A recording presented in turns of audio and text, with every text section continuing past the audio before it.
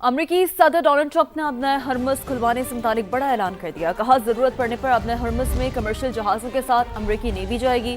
जहाज़ों की इंश्योरेंस में अमरीका मदद करेगा।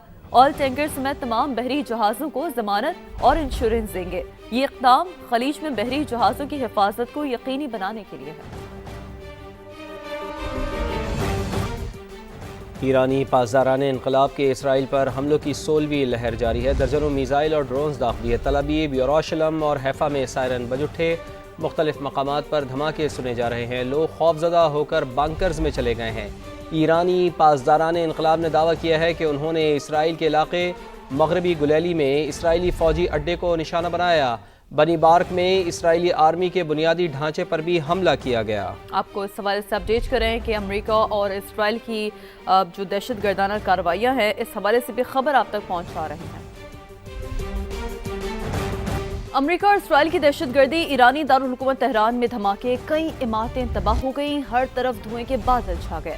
इसराइली फौज ने ईरान पर बड़े हमले शुरू करने का ऐलान कर दिया। ईरान के मिसाइल लॉन्चिंग पैड, दिफाई सिस्टम और इंफ्रास्ट्रक्चर को निशाना बनाने का दावा। गुज़श्ता रोज सदारती ऑफिस और सुप्रीम नेशनल सिक्योरिटी काउंसिल की इमारत पर भी बहुत बड़ा हमला किया गया। हमदान, इस्फहान, शिराज, कुम, यज़्द और फास शहर पर भी शदीद बमबारी की गई। 5 रोज में शहादतों की तादाद 787 हो गई। पासदारान इनकलाब के 18 एहलकार भी शामिल है। हिलाल अहमर के मुताबिक 153 शहरों में 500 से ज्यादा मकामात पर हजारों बम और मिसाइल दागे जा चुके हैं।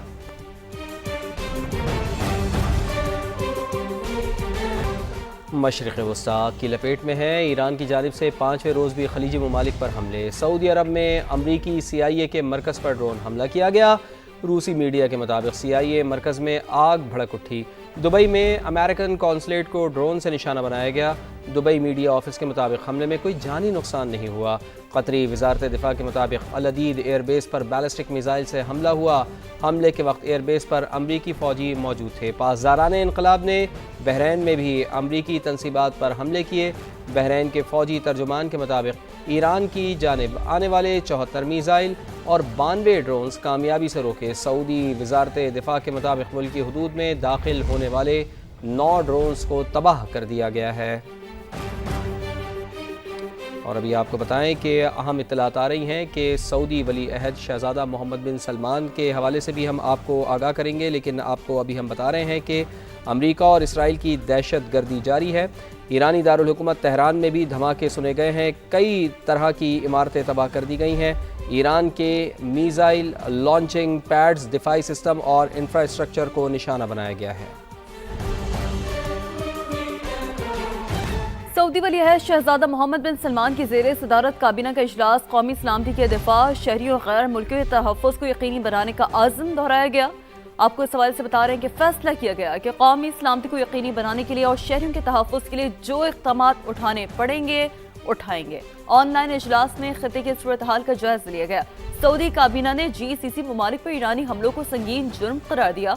एलामी के मुताबिक इन हमलों से इलाकाई अमन और सलामती और खुद मुख्तारी को नुकसान पहुंचा है। सऊदी काबीना के इजलास में ईरानी हमलों के बाद सऊदी अरब की हिमायत करने वाले ममालिक का शुक्रिया भी अदा किया गया। और इसके साथ साथ अहम खबर यह है कि ईरान को नया सुप्रीम लीडर मिल गया है। अरब मीडिया के मुताबिक आयतुल्लाह खामिनाई के बेटे मुज्तबा खामिनाई ईरान के सुप्रीम लीडर मुंतखब हो गए हैं। ईरान में रहबर आला का इंतखाब 88 रुकनी मजलिस खबरगान करती है। ईरानी सुप्रीम लीडर आयतुल्लाह खामिनाई को मशहद में इमाम रज़ा के मज़ार के अहाते में सुपुर्द खाक किया जाएगा। अली खामनाई की तदफीन का तेहरान में ताज़ियती इज्तिमा इमाम खुमैनी हॉल तेहरान में होगा। ईरान को जौहरी या बैलिस्टिक मिसाइल बनाने की इजाज़त नहीं देंगे। अमरीकी वज़ीर ख़ारजा मार्को रूबियो ने वाज़ह कर दिया। मीडिया से गुफ्तगू में मार्को रूबियो ने कहा कि दुबई में अमरीकी कौंसल खाने के पार्किंग एरिया में ड्रोन गिरा, कोई जानी नुकसान नहीं हुआ, अमला महफूज रहा। तनाज़े के आगाज के बाद से 9000 अमरीकी शहरी खित्ते से निकल चुके हैं। मजीद को निकालने के लिए इक़दाम कर रहे हैं। अमरीकी सेनेटर्स और अरकान कांग्रेस ने ईरान पर अमरीकी हमले पर सवालात उठा दिए हैं। सेनेट में ब्रीफिंग के बाद डेमोक्रेट सेनेटर्स ने फौजी कार्रवाई पर शफाफियत न होने पर शदीद तशवीश का इजहार किया है। सेनेटर चक शोमर ने कहा है कि ट्रंप इंतजामिया के जवाबात इंतहाई गैर मुतमईन हैं। जंग के मकासद हर रोज़ बदलते रहते हैं, कोई वाज़ेह मंसूबा नहीं। مجھے مشن کریب کا خطرہ ہے، ایک ایسا جنگی عمل جو کبھی ختم نہ ہو۔ عوامی مباحثے کی ضرورت ہے تاکہ امریکی عوام صورتحال سمجھ سکیں۔ سینیٹر رچرڈ بلومینتھل بولے، مجھے ڈر ہے کہ امریکہ کے فوجی زمین پر جانے پر مجبور ہو سکتے ہیں۔ ہمیں واضح نہیں ہے کہ ٹرمپ انتظامیہ کے اگلے اہداف کیا ہیں، جوہری ہتھیار ختم کرنا، میزائل تباہ کرنا، رجیم چینج یا پھر دہشت گردی روکنا۔ امریکی عوام کو اعتماد میں لیا جانا چاہیے۔ ایران پر حملے کے بعد امریکی صدر ڈونلڈ ٹرمپ کی مقبولیت میں ریکارڈ کمی۔ دی اکانومسٹ اور یو گورنمنٹ کے تازہ سروے کے مطابق امریکہ میں ڈونلڈ ٹرمپ کی مقبولیت کی شرح 38% رہ گئی ہے۔ 59% امریکی ان کی پالیسیوں سے خوش نہیں ہیں۔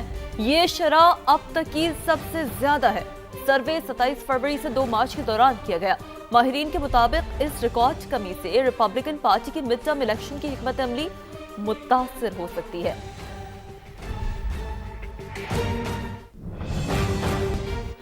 برطانیہ ایران پر کسی بھی جارحانہ حملے میں شامل نہیں، برطانوی وزیر اعظم کا ایسا کہنا ہے۔ مشرق وسطی میں ہم اپنے اتحادیوں کے دفاع کے لیے اقدامات کر رہے ہیں۔ کیئر سٹارمر کا ایسا کہنا ہے، میں نے ماضی میں عراق جنگ کی بھی مخالفت کی تھی۔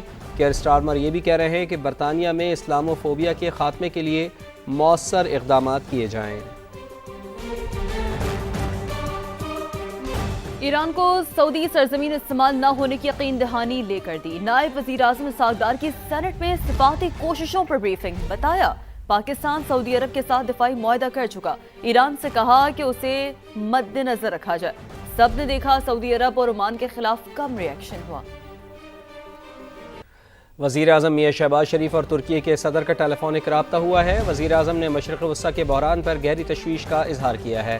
ایران پر اسرائیلی حملوں اور خلیجی ممالک پر حملوں کی مذمت۔ وزیر اعظم نے صدر رجب طیب اردوان کو خلیجی ممالک کی قیادت سے حالیہ رابطوں کے بارے میں آگاہ کیا۔ دونوں رہنماؤں کا مزید کشیدگی سے بچنے کے لیے فریقین سے تحمل اور بردباری پر زور۔ وزیر اعظم نے ترک صدر کو افغانستان کے تناظر میں حالیہ پیش رفت سے بھی آگاہ کیا۔ دونوں رہنماؤں کا قریبی اور مسلسل رابطے میں رہنے، خطے میں امن و استحکام کے لیے مشترکہ کوششیں جاری رکھنے پر اتفاق ہوا۔ وزیر اعظم شہباز شریف کا خطے کی کشیدہ صورتحال پر پارلیمانی جماعتوں کو اعتماد میں لینے کا فیصلہ۔ سینٹ اور قومی اسمبلی میں اپوزیشن لیڈر سمیت تمام جماعتوں کے پارلیمانی سربراہان کو آج 11:30 بجے ان کیمرہ بریفنگ کے لیے مدعو کر لیا۔ تحریک انصاف کا ان کیمرہ بریفنگ میں شرکت سے انکار۔ پی ٹی آئی سیاسی کمیٹی کے اجلاس میں یہ فیصلہ ہوا۔ اعلامیے میں کہا گیا کہ بانی سے ملاقات تک کسی حکومتی اجلاس میں نہیں جائیں گے۔ اپوزیشن لیڈر محمود اچکزئی کہتے ہیں پارلیمنٹ کا مشترکہ اجلاس بلا کر سیکیورٹی بریفنگ دی جائے۔ پارلیمانی لیڈرز کو ان کیمرہ بریفنگ کی وجہ سے سینٹ کا آج ہونے والا اجلاس ملتوی کر دیا گیا۔ سینٹ اجلاس اب 5 مارچ کو صبح 11:30 بجے ہوگا۔